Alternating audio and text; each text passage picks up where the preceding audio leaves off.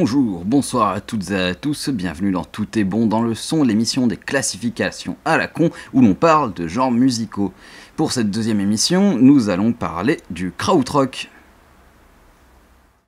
Le krautrock comme mot, ça sonne obscur et ça sent le chou. Le krautrock, c'est difficile à cerner. Les membres de cette scène n'ont que très peu de dénominateurs communs, à part le fait qu'ils fassent des morceaux très longs, pas loin de 10 minutes, qu'ils aient une grande liberté de jeu et un côté hypnotique avec une rengaine rythmique. Le terme krautrock n'aime pas non plus à comprendre. Cependant, le terme musique cosmique ou musique planante est déjà plus parlant pour définir ce à quoi on a affaire. Alors, comment ça se joue ? Il n'y a pas de définition exacte de comment jouer du krautrock. Les musiciens de cette période ont tous fait des travaux très différents. On peut noter quand même quelques petites similitudes. Certains groupes comme Neu, Can ou Faust lancent un jeu de batterie appelé le motorique, très proche du son du moteur d'une voiture sur une autoroute. En gros, on appuie chaque temps avec la grosse caisse et on laisse évoluer.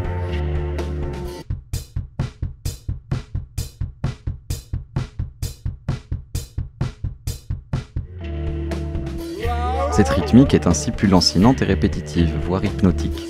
Les musiciens imposent aussi des sons synthétiques, avec l'utilisation de claviers beaucoup plus en avant que dans les autres styles de musique. La musique cosmique vient de ces sons produits synthétiquement, rappelant la profondeur de l'espace. Au-delà des instruments, c'est l'environnement d'enregistrement, c'est-à-dire le studio, qui est lui-même mis à contribution en tant qu'instrument de musique et est vu comme autre chose qu'un simple outil de production. À l'instar des groupes de rock progressif dont ce genre s'est inspiré, le krautrock laisse une grande place à l'improvisation. On va faire un petit historique donc pour comprendre d'où vient la cosmic music. Nous sommes à la fin des années 60 en Allemagne.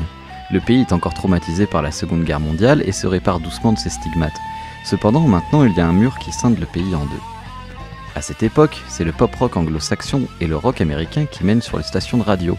On entend les Beatles et les Who et leur suprématie n'est pas remise en question. Les forces armées américaines restées sur place apportent le coca mais aussi le rock'n'roll à une jeunesse habituée au rationnement et aux groupes imitant le rock outre-Atlantique. À la fin de ces mêmes années 60, souffle un vent libertaire en Europe.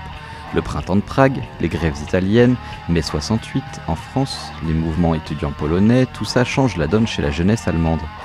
Au milieu de cette jeunesse essayant de recopier les riffs des classiques de rock anglais et américain, une frange s'intéresse à la déferlante du rock psychédélique progressif et arty, du genre les Doors, Grateful Dead, Zappa, King Crimson ou Velvet Underground, mais il s'intéresse aussi à la vague de musique minimaliste du début des années 60 menée par Terry Riley, John Cage et Steve Reich. À cette époque, les travaux du compositeur contemporain Karlheinz Stockhausen marquent considérablement la vie artistique allemande et les esprits, notamment ceux des deux membres du groupe Can, qui deviennent un temps élèves du compositeur. Stockhausen devient une sorte d'icône de l'underground et une grande source d'inspiration essentiellement autour de son œuvre Hymen en 68, qui scandalise l'Allemagne bien pensante en malmenant l'hymne national sur fond d'expérimentation électronique et de collage. Quelques scènes allemandes s'emparent alors du psychédélisme, et non seulement se l'approprient mais le dépassent en le combinant avec tout ce que la musique a à offrir à l'époque. La cosmic music voit le jour, cependant elle ne trouve pas de véritable scène. Enfin, il y a plutôt une scène différente dans chaque ville. On voit Tangerine Dream et Agitation Free débuter à Berlin, Amon-Düül à Munich, Cannes à Cologne, et chacun possède sa propre identité musicale.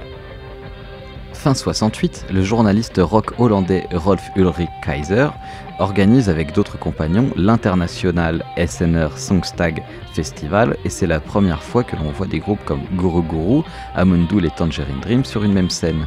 Cette même année, la cosmic music est propulsée par le succès du premier album de Can, appelé Monster Movies, et du Phallus Dei de Amon-Düül 2.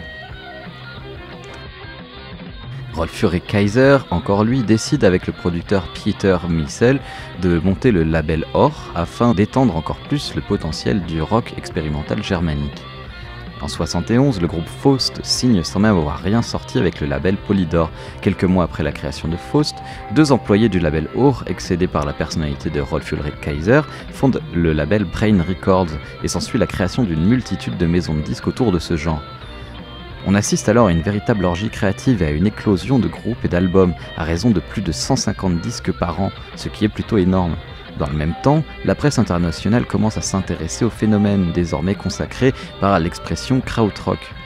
De nouveaux studios se fondent, les groupes se séparent et se reforment, chaque musicien est mobile et le krautrock devient un genre musical incestueux conservant un grand esprit de liberté.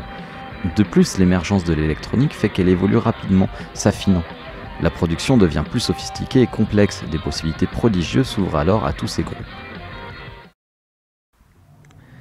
Avec l'arrivée du LSD en Europe et sa rencontre avec Timothy Leary, Rolf Ulrich Kaiser se met en tête d'ouvrir les consciences par l'utilisation de cette drogue psychédélique. Il monte le sous-label Cosmic Courier et organise de longues et éprouvantes sessions d'enregistrement avec de nombreux groupes kraut. Ces jam sessions dopées faites, il les édite et mixe à sa propre sauce sans l'accord des groupes et sort des albums totalement délurés sous le nom de Cosmic Jokers. Les artistes de ses propres labels portent plainte, les contrats sont alors annulés par la justice allemande, ce qui nuira beaucoup à la réputation de Rolf Ulrich Kaiser.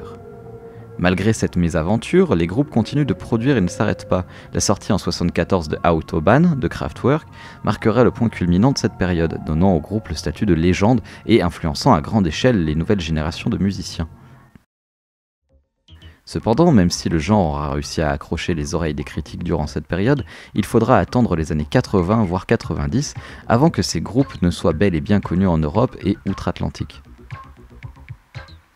Le krautrock laisse un large héritage, et il faudra attendre la sortie de 3 livres importants sur le sujet, Krautrock Sampler du gallois Julian Cope, The Crack in the Cosmic Head des frères Freeman et Cosmic Dream at Play de Dag Asbjørnsen, avant que les mélomanes déterrent les trésors de la cosmic music et redonnent à ce genre la place qu'il mérite, c'est-à-dire l'un des maillons de l'évolution musicale qu'il manquait entre la vague psychédélique, la Britpop des années 60 et la vague post-punk New Wave des années 70.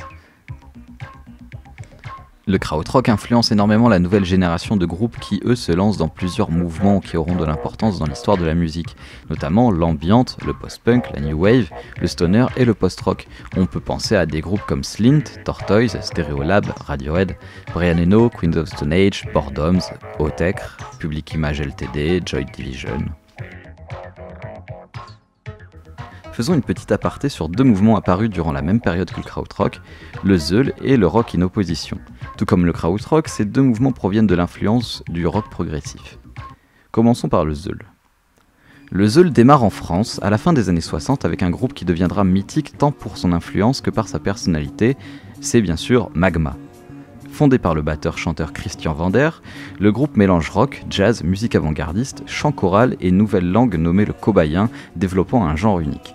Il obtient une petite reconnaissance à l'international en 1973 à la sortie de Mécanique Destructive Commando, une pièce de 40 minutes. Cependant, ils ne connaîtront jamais de succès commercial, contrairement à des groupes de rock progressif comme Genesis ou Yes. Dominique Léon, de Pitchfork Media, dira du Zeul qu'il sonne comme ce que vous attendez d'un opéra rock alien, massif, martial, avec une chorale de chants aux motifs hypnotiques, des percussions répétitives, où apparaissent soudainement des improvisations explosives aux descentes inattendues vers un rock sinistre et minimaliste. Oui, c'est traduit avec le cul, mais mon cul c'est du pouillon. À écouter d'urgence donc pour les amateurs de musique hors sentier battu. Fin 70, apparaît un collectif de groupes de rock progressif aux tendances expérimentales qui n'arrivent pas à trouver de maison de disques pour promouvoir leur musique. Agacés par ce manque d'intérêt, ils décident de monter leur propre mouvement, le Rock in Opposition.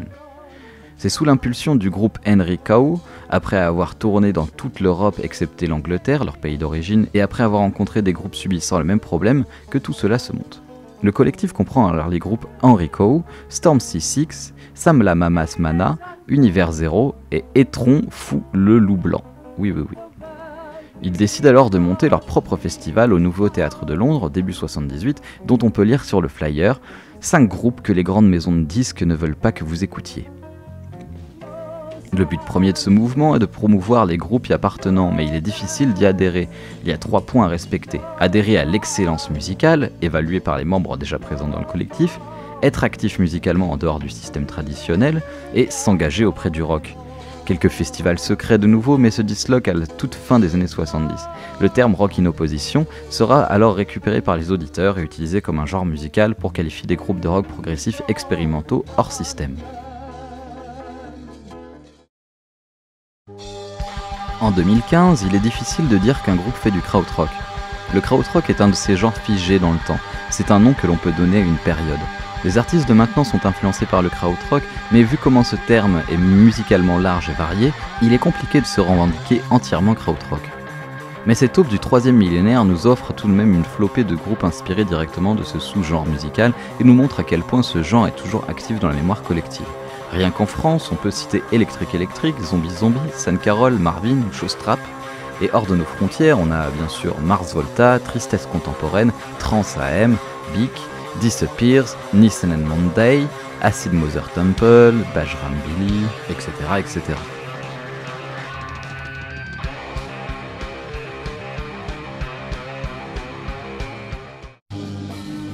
Pour conclure, le krautrock, mais aussi le zeul et le rock in opposition, ont eu une influence non négligeable sur la palette musicale actuelle. Et surtout, ces mouvements sont la preuve d'une belle chose.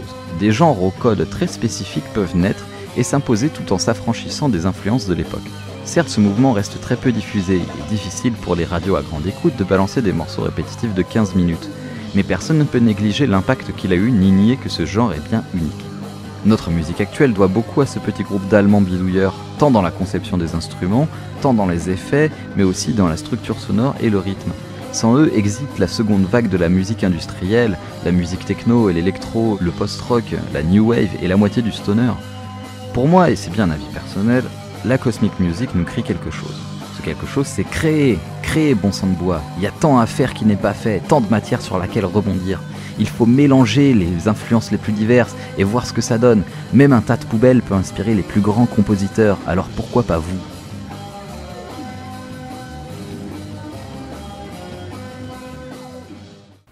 J'espère que cette émission vous a plu et que le krautrock vous intéresse un peu plus maintenant.